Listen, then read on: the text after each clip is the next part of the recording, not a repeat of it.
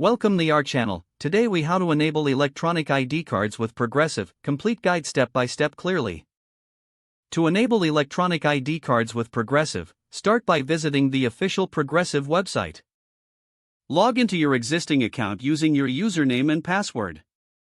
If you don't have an account, create one by following the on-screen prompts.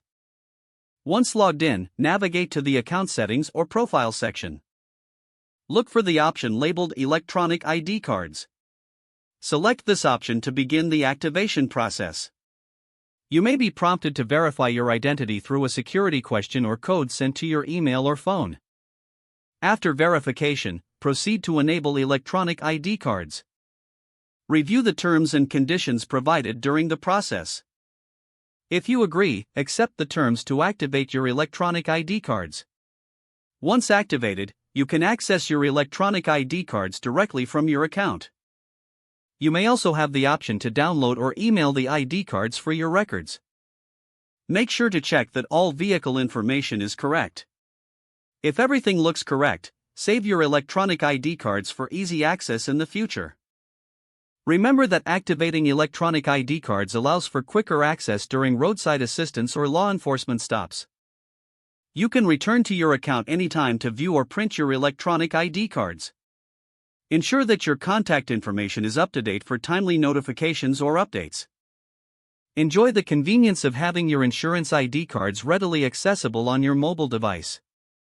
If the page does not load, refresh the browser or try again in a private or incognito window. Make sure you are using the correct email address, then retype it carefully to avoid small typos. If your password is not accepted, use the reset option and create a new strong password you can remember. Check your spam folder for verification or security emails, then complete any requested confirmation steps. Enable two-factor authentication if available to improve account security and reduce unauthorized access risk. After signing in, review your profile details so your contact information and settings are accurate and current. If you see an error message, note it down and try again after restarting your device and internet connection. Log out when you finish, especially on shared devices, to keep your account and payment information secure. If the page does not load, refresh the browser or try again in a private or incognito window. Make sure you are using the correct email address, then retype it carefully to avoid small typos. If your password is not accepted, use the reset option and create a new strong password you can remember. Don't forget to like this video and subscribe to our channel for more step-by-step tech guides.